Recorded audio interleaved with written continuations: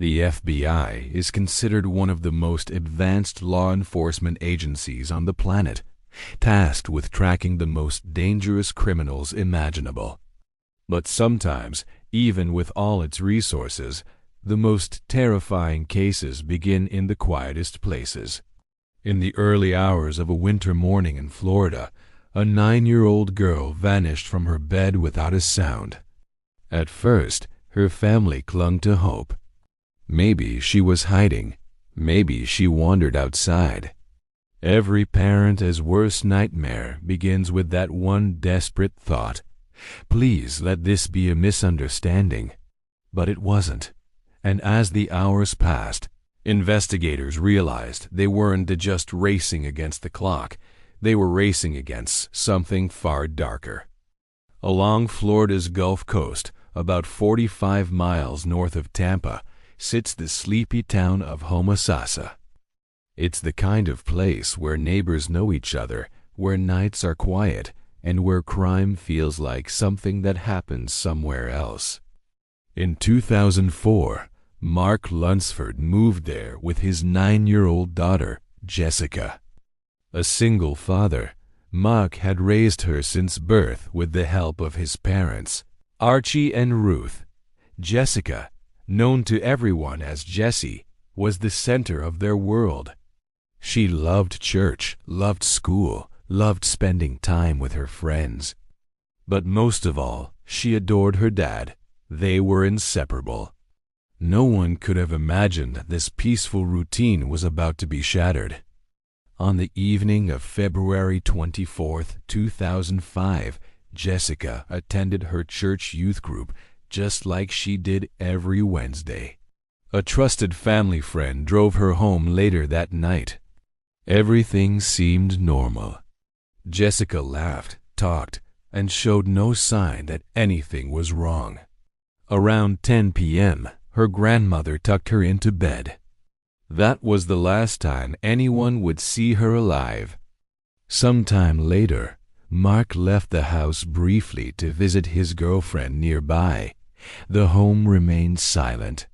No alarms, no screams, no signs of trouble until morning. When Mark returned, something felt off immediately. Jessica's alarm clock was blaring inside her room. Her bed was empty. Panic spread through the house as her grandparents woke up. Shoes untouched.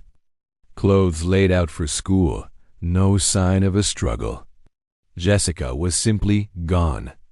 The family called 911. Within minutes, deputies arrived, but the scene only deepened the mystery. There were no broken doors, no footprints, no evidence of forced entry. Even the family dog hadn't barked. The only thing missing from Jessica's room was her favorite stuffed animal, a purple dolphin her father had won for her at the fair. Investigators knew instantly this was not a runaway. Because Jessica disappeared from inside her own home, suspicion fell where it always does first, on the people closest to her. The house became ground zero. The FBI was called in. The family was questioned, separated, and scrutinized. Mark cooperated fully, even agreeing to a polygraph. The results were inconclusive. So were the tests given to his father, Archie, and his mother, Ruth. Tension rose, emotions frayed. Investigators applied pressure, even using deception in an attempt to provoke a confession. But no matter how hard they pushed, nothing connected the family to Jessica's disappearance, and time was running out. Search teams flooded the neighborhood. Helicopters circled overhead. Volunteers combed the woods. Candlelight vigils filled the streets. Hope surged, then collapsed, again and again as false sightings poured in from other states. Every lead turned into a dead end. Days passed, then weeks, and investigators feared the worst. Eventually, attention shifted outward. Detectives revisited the crime scene and noticed something chilling. A screen near a sliding door had been carefully cut. It was a technique commonly used by burglars.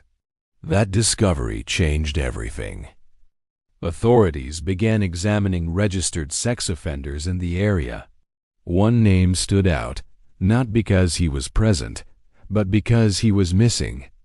John Cui, a convicted sexual predator who had once committed a crime eerily similar to Jessica's disappearance, and he lived just across the street. By the time police went looking for him, Cui had vanished. But not before leaving something behind. Inside a trailer where he'd been staying, investigators found a blood-stained mattress. The case exploded open. Cui was eventually tracked to Georgia. When confronted, he initially denied everything. He even agreed to a polygraph, confident he could talk his way out. He couldn't. After failing the test, Cui confessed. What he described was horrifying.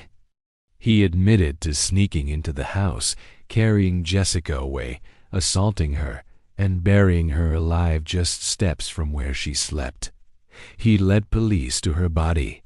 She was found wrapped in garbage bags, clutching her purple dolphin. Jessica Lunsford had been gone for weeks. The investigation that began with uncertainty ended with devastating clarity.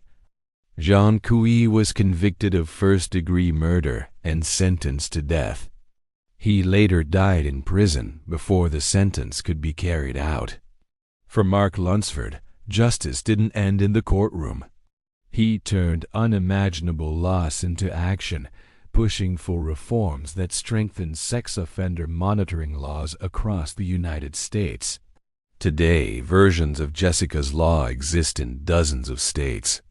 This case forever changed the investigators who worked it, and it left a permanent scar on a town that once believed it was safe. Because sometimes the greatest danger isn't far away. Sometimes it's right across the street.